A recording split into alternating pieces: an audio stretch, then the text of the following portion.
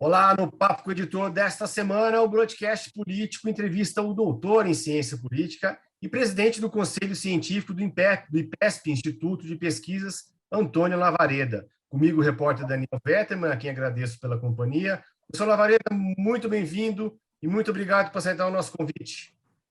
Gustavo e Daniel, é um prazer estar aqui conversando com vocês. A pesquisa IPESP, que foi divulgada nesta sexta-feira, mostra que a disputa pelo Palácio do Planalto permanece aí sem grandes alterações, né? Aliás, isso acontece há algum tempo e, aliás, ainda tem uma conjunção entre outras pesquisas também com a do IPESP. O ex-presidente Luiz Inácio Lula da Silva, na pesquisa de hoje, aparece com 43%, o presidente Jair Bolsonaro com 28%, Sérgio Moro e Ciro Gomes estão empatados com 8%. O que pode mudar nesse cenário, já que não tem muita mudança há algum tempo, professor? Olha, Gustavo, a corrida eleitoral, né, e a sua medição através das pesquisas, essas medições revelam basicamente a mudança em determinadas variáveis que são fundamentais para nós entendermos as intenções de voto. Que variáveis são essas?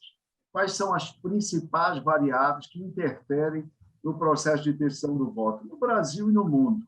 Em primeiro lugar, Gustavo, uma percepção da economia. É muito importante a percepção que o cidadão, que na época eleitoral é chamado de eleitor, que os eleitores têm da condução da economia do país. E, em segundo lugar, do ponto de vista mais geral, o conjunto da obra. O conjunto da obra é avaliado através das questões de avaliação específica, aquela escala de Likert que vai de ótimo até péssimo, então, de forma binária nas questões de aprovação, aprova e desaprovação. Nesse momento, nessa conjuntura, no Brasil e no mundo, também é recomendável dar uma olhada numa outra variável, que é o desempenho, que é a leitura pública do desempenho dos governos frente à pandemia. Esse problema, né, essa tragédia que acometeu a humanidade, que para muitos dos países do Ocidente é a maior tragédia desses últimos 100 anos. Pois é, ali nas últimas pesquisas, e o IPESP reforça isso hoje, a gente está vendo uma tentativa de recuperação do presidente Jair Bolsonaro, ou pela queda de rejeição, ou pelo aumento ali nas intenções de voto, mesmo que seja um aumento marginal. A que se deve essa aparente recuperação do presidente aí nas últimas semanas, na série de pesquisas que a gente vem observando sendo divulgadas?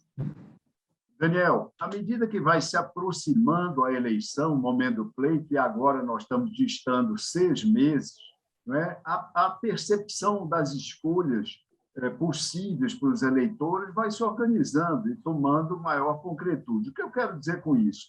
Aqueles que aprovam o governo, com muito maior probabilidade, vão se endereçando paulatinamente para votar a favor da recondução do incumbente. Ou seja, se você prestar atenção, se nós observarmos, desde setembro do ano passado, de 2021, o presidente Bolsonaro já tinha 30% de aprovação, isso que tem subido agora e chegando a 32% de aprovação geral. E esse contingente de eleitores, uma parte dele, a mais expressiva, a predominante, já declinava, já mencionava sua intenção de voto no presidente, mas uma pequena parcela ainda estava, como que, dizendo, à espera de outro candidato ou de outros candidatos para formar sua decisão, levar seu voto, sua intenção de voto. À medida que essas forças da chamada terceira via, eu sempre insisto, talvez seja uma denominação incorreta, mas ainda assim é o que se usa, à medida que esses candidatos da terceira via eles não decolam, para esses eleitores mais reticentes, que não fazem uma avaliação ótima, excepcional do presidente, mas ainda assim aprovam o seu governo, esse contingente vai, digamos, retornando ao presidente Bolsonaro, né? É importante sempre nós lembrarmos que o mercado eleitoral básico do presidente Bolsonaro é aquele que, no segundo turno da eleição de 2018 sufragou o seu nome. Nós lembramos daqueles 55% de votos válidos, mas, quando se leva em conta as pesquisas, quando se compara com os números das pesquisas, é importante nós pensarmos na mesma referência, ou seja, o número da pesquisa é sobre o voto total, sobre o universo, sobre o conjunto do eleitorado. Sobre o conjunto do eleitorado, Jair Bolsonaro teve naquela eleição 39, um pouco mais do que 39% dos votos. E ele, à medida que os meses avançam, ele prospera nesse mercado, ele avança nesse mercado. Ele agora, nas intenções de voto do primeiro turno, ele chega a esse percentual que nós apontamos, de 26%, agora na espontânea, e na estimulada 28%, está se aproximando dos 30%. Eu não me admiraria se ele atingisse esses 30% aí no próximo mês, daqui a 2 meses, 3 meses. Então, ele vai estar, em relação ao primeiro turno, ele vai estar a 4 pontos do que ele teve em 2018, porque no primeiro turno de 2018 ele teve 34 pontos. E vai ser muito importante ver o que ele consegue conduzir para o segundo turno. Então, o que nós podemos concluir é o seguinte: o presidente Bolsonaro tem avançado, sim, na recuperação das suas intenções de voto, na recuperação dos eleitores que o sufragaram, sobretudo em 2018, e isso tem se dado à medida que não tem surgido alternativas mais concretas no seu próprio campo, que é o campo que vai do centro até a extrema-direita, que possam ocupar o coração, ocupar a mente aí de um contingente maior de eleitores desse segmento. Professor, o senhor citou aí 2 questões antes dessa resposta, a questão da pandemia, de como tratar a pandemia, que o eleitor olha isso muito, e também a questão da economia, né? A pesquisa de hoje mostra 2 dados interessantes sobre isso. Primeiro, que o eleitor perdeu o medo, começou a melhorar a perda de medo em relação ao coronavírus, né? Os dados mostram que voltou ao nível pré-pandemia, a pesquisa de fevereiro de 2020, mais ou menos iguais, né? A resposta de quem não tem medo mais da pandemia, do coronavírus. E também, por outro lado, né, de que a economia ainda é muito preocupante, mesmo antes do aumento dos combustíveis de ontem, 72%, aí, se somar os que têm muito, né, e tem assim, muita perspectiva de alta nos preços, e a perspectiva de alta nos preços para os próximos meses, 72% dos que apontam isso, né? Isso, qual é o impacto disso, professor? Assim, isso deve melhorar no lado da pandemia a intenção em relação ao presidente Bolsonaro e piorar do lado da economia, ou não é bem assim, não é muito parelho esses pesos na pesquisa? Gustavo, esses fatores, esses macrofatores, vamos chamar assim, todos eles contribuem, eles integram o que nós podemos chamar um blend do processo de decisão da intenção de voto. Obviamente, esse processo é largamente, praticamente quase na sua totalidade, inconsciente para a maioria dos eleitores, mas os estudos permitem respaldar a influência deles nesse processo. Esses fatores todos, obviamente, eles não têm pesos iguais, ou seja, não há simetria absoluta entre a influência dos mesmos, e praticamente unânime entre os analistas, dentro e fora do Brasil, e sobretudo fora do Brasil, que há uma tradição mais longa de estudos eleitorais, até porque, por exemplo, nos Estados Unidos, as eleições têm séculos, e entre nós, eleições mais competitivas, nós só temos no pós-guerra, há um consenso praticamente de que, entre todos os fatores, digamos, da economia, do que a gente denomina economia no agregado, dentre todos eles, a inflação joga um papel especial. A inflação já foi chamada de pior imposto para a sociedade, para todos os segmentos da sociedade. A inflação é um elemento decisivo. Eu acredito que a ameaça no momento, a maior ameaça colocada ao projeto de resgate da popularidade do governo Bolsonaro, você vê essa curva ascensional avançando mês após mês, ainda que deva se reconhecer, atingindo patamares para o incumbente ainda modestos. Diz a história eleitoral que um incumbente com menos de 45% de aprovação, seja no Brasil, seja fora do Brasil, tem extrema dificuldade de se reeleger. Então, o patamar atual ainda é modesto, mas permite uma leitura de uma relativa ascensão. Mas, bem, eu dizia, essa relativa recuperação ela pode ser frustrada por um recrudescimento do processo inflacionário. Boa parte das expectativas otimistas, mais otimistas, do governo ou dos seus aliados tem a ver com o que estava, entre aspas, assegurado até antes da crise da Ucrânia. E o que era? Era uma redução, ao menos pela metade, da taxa de inflação nesse ano em relação aos mais de 10% registrados no ano anterior. A partir do mega aumento de combustíveis e gás de cozinha anunciado ontem, etc., e várias interrogações são colocadas diante dessa hipótese. É realmente alguma coisa que, para os governistas, deve ser, provavelmente bastante preocupante. Pois é, professor, e o Bolsonaro, lá no final do ano, lançou o Auxílio Brasil, né, dobrando aí o pagamento do Bolsa Família, apesar de atender um público menor do que o atendido pelo auxílio emergencial na pandemia. Tem algum efeito isso, ou com a correção da inflação, com essa alta dos combustíveis, o impacto do Auxílio Brasil pode ficar neutralizado nesse ano? Olha, Daniel, um bom ponto. Em primeiro lugar, tem um bom efeito? Tem.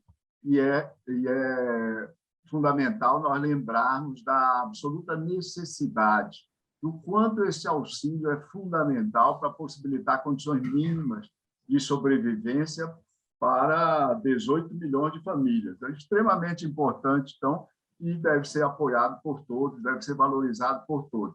Agora, do ponto de vista do seu impacto eleitoral, merece algumas considerações. A primeira delas você já fez, é que a inflação de 2021, a inflação que se mantém, que é resiliente nesse início do ano e que ameaça escapar ao controle nesses próximos meses, ela corrói uma parte substancial desse auxílio e, como tal, diminui, como tal, mitiga, pondera o impacto, uma leitura positiva de satisfação dos beneficiários em relação à iniciativa governamental. Mas tem um outro elemento que eu acho que é importante e tem sido pouco mencionado, não tem sido muito considerado. É o seguinte, talvez o governo tenha, do ponto de vista, esse governo que age naturalmente com uma preocupação eleitoral, o que é legítimo, não estou dizendo que não é, talvez ele tenha cometido um erro, né? Um grave erro em 2020, no momento inicial da pandemia. Qual seja, ter estabelecido um auxílio emergencial num patamar muito alto, entre R$ 600 e R$ 1.200, boa parte das famílias recebeu R$ 1.200, que é 3 vezes o valor do atual Auxílio Brasil, e isso estendido a um segmento da população, um conjunto da população muito maior, né?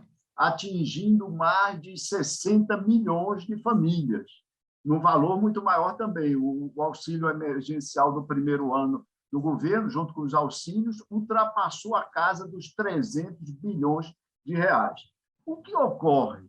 Passado esse período, as pessoas que receberam esse auxílio e agora estão recebendo o Auxílio Brasil a menor, no mínimo, é uma diminuição de 600 para 400, ou de 1.200 para 400. E muitas das famílias, a maioria das famílias que recebeu o Auxílio Brasil, o auxílio emergencial em 2020, não está recebendo agora.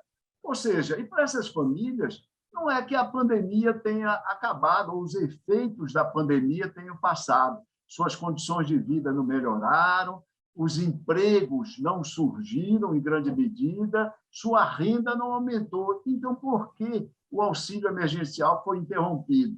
Isso é uma pergunta que muitas dessas pessoas e dessas famílias se fazem, e qualquer resposta que consigam produzir, nenhuma delas será em benefício da imagem do governo.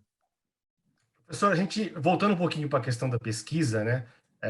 O senhor falou da terceira via, né? Da dificuldade da terceira via, de Bolsonaro estar puxando o voto da terceira via. A gente tem também, na questão da segunda opção do voto do eleitor. A gente tem a segunda opção do voto, além de Bolsonaro, o eleitor do Bolsonaro vota no Moro, o Lula vota no Ciro. Isso é suficiente para indicar alguma mudança? E o que os dois candidatos, o Moro e o Ciro, poderiam fazer para ter trazer essa segunda opção de voto e serem realmente a terceira via? Gustavo, essa sua pergunta nos ajuda a pensar, a remeter exatamente essa questão conceitual da terceira via, né? Porque, de fato, não é o discurso, não é a opção qualquer dos candidatos que gera mercado eleitoral, que gera automaticamente. Boa parte dos candidatos, às vezes, e dos seus marqueteiros, eles fazem uma leitura mecânica das pesquisas. Então, se o principal problema da sociedade é saúde, eles começam a falar em saúde. Se é educação, começa a falar nisso. Se é economia, começa a falar nisso. Ok. Mas é importante eles se adequarem aos mercados pré-existentes. Ou seja, o mercado eleitoral pré-existe às candidaturas. As candidaturas precisam se inserir, se organizar da melhor forma possível dentro desse mercado. E qual é o mercado da maioria dos candidatos da chamada terceira via? Ou melhor dizer, de todos eles, à exceção de um, Ciro Gomes. Esse mercado é um mercado que vai do centro à extrema-direita e que foi ocupado por Jair Bolsonaro em 2018. Então, Bolsonaro substituiu os tucanos, substituiu o PSDB, que durante 20 anos, entre 1994 e 2014, havia sido hegemônico nas disputas presidenciais, representando esse mercado, frequentemente em aliança com um partido de direita, que era então o PFL, depois o Democratas, etc., mas representando esse segmento. Pois bem, os tucanos foram varridos desse espaço.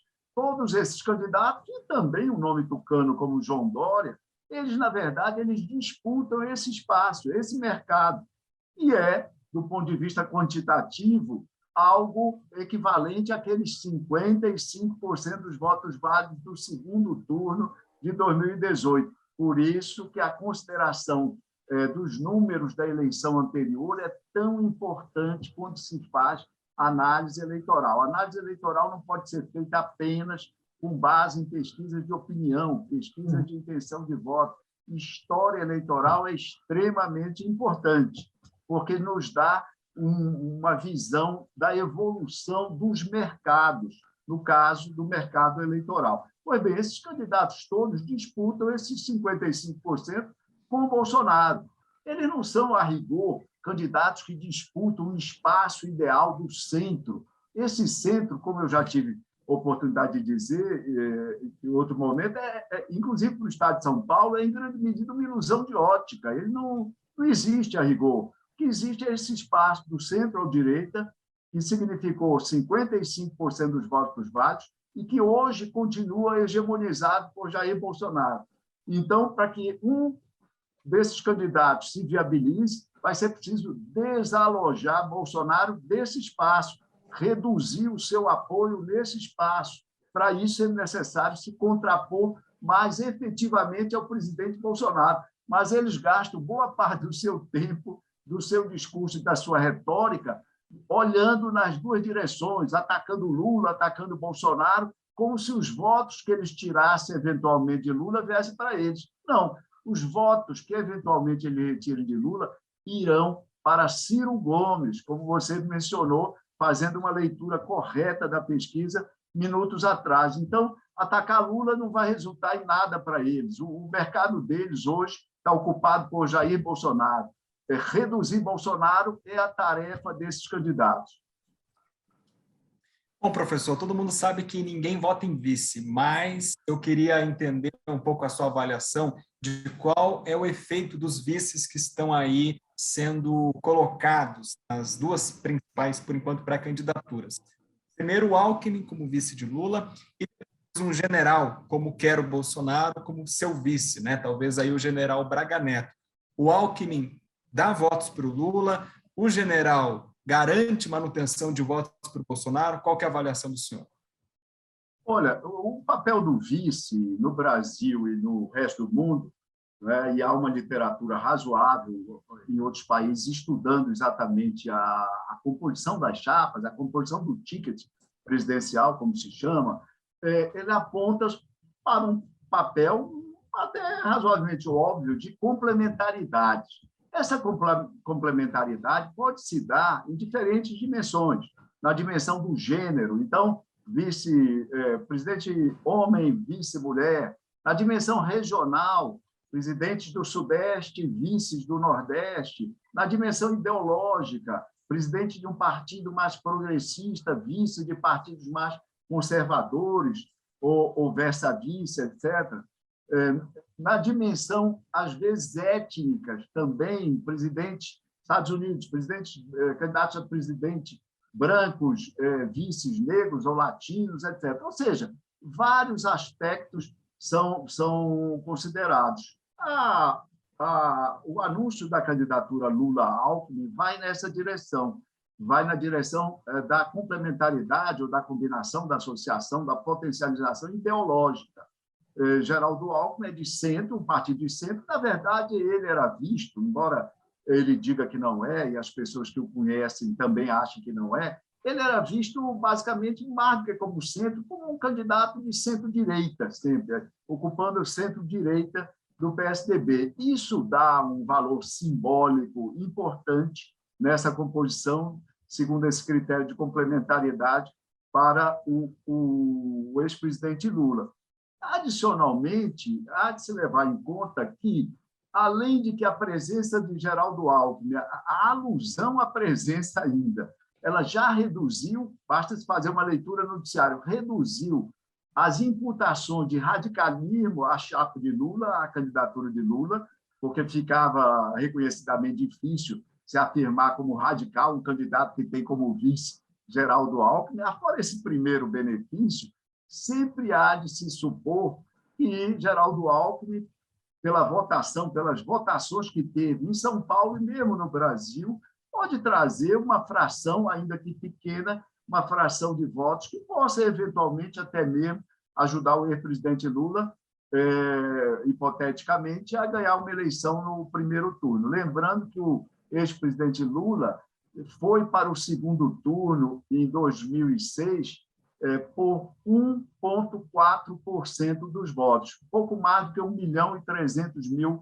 votos à época daquela eleição, levando-se em conta o eleitorado de então. Já o presidente Bolsonaro tem uma outra perspectiva do presidente, mais ou menos clara, não é essa de complementaridade, porque um general não complementa o capitão, o ministro não complementa o presidente.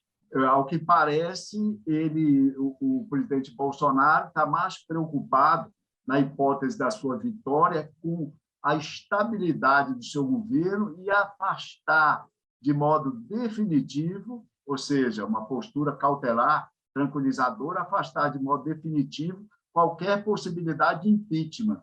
É como se eles dissessem, olha, se eu vier a ser impeachado, ou se vierem tentativas de impeachment, quem me substituiria seria alguém ao meu estilo, ou talvez até mais hard do que eu, Bolsonaro, que é o general atual, seu ministro de Defesa. Não é a lógica de complementaridade, isso daí é para prevenir problemas futuros.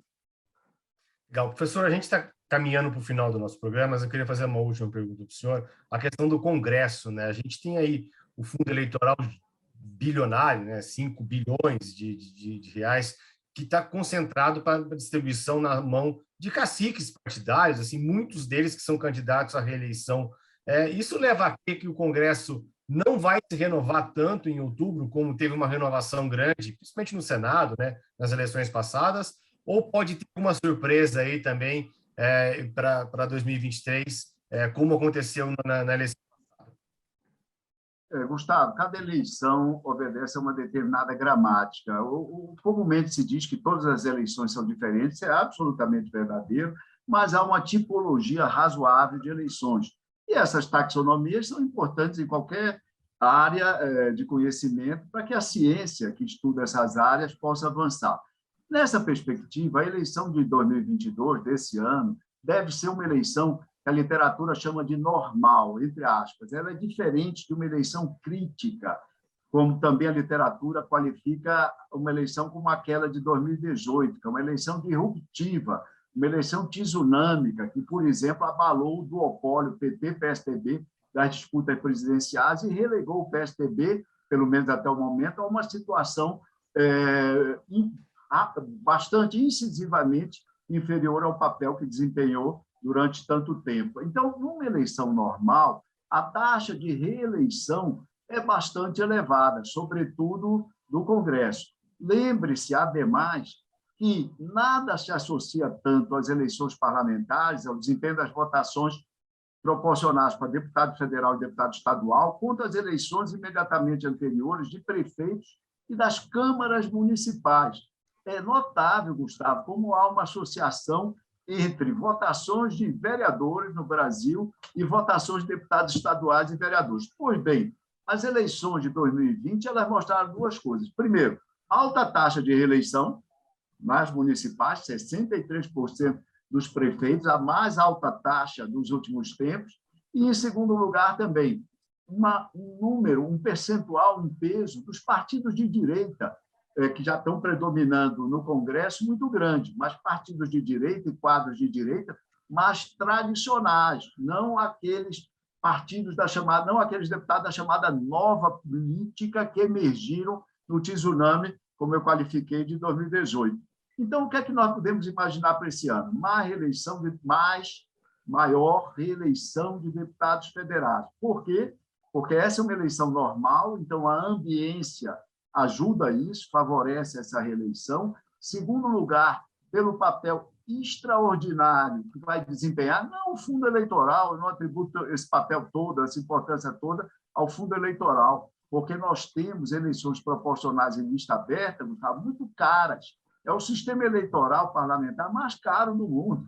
Para você ter uma ideia, eleições proporcionais de lista fechada ou no sistema digital misto podem ser 80% mais baratas. Pois bem, então não atributo tanta importância. Quando você divide esse fundo eleitoral pelas muitas candidaturas desse ano, você vai ver que as quantias não são muito significativas, embora no seu agregado cause esse mal-estar e essa crítica generalizada. Mas papel maior para garantir recondução de mandato de deputados federais terão as emendas parlamentares, sobretudo essas emendas do relator, que tem, obviamente, bastante opacidade, das quais nós todos, inclusive a imprensa, sabemos muito pouco, pouco até o momento pode ser apurado, e que vão jogar um papel fundamental na elevada taxa de reeleição que nós vamos assistir seguramente nesse ano de 2022.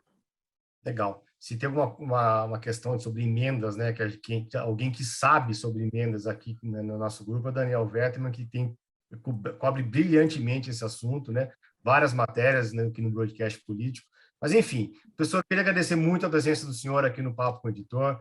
Queria agradecer ao Daniel, né, nosso repórter, né, o repórter do orçamento, né, que acompanha bastante isso e tem soltado bastante material sobre isso no Broadcast Político. Queria agradecer o Bruno Nogueirão, que está fazendo a nossa ponte, a edição final, e agradecer a todos que acompanharam mais um Papo com o Editor. Até a próxima semana.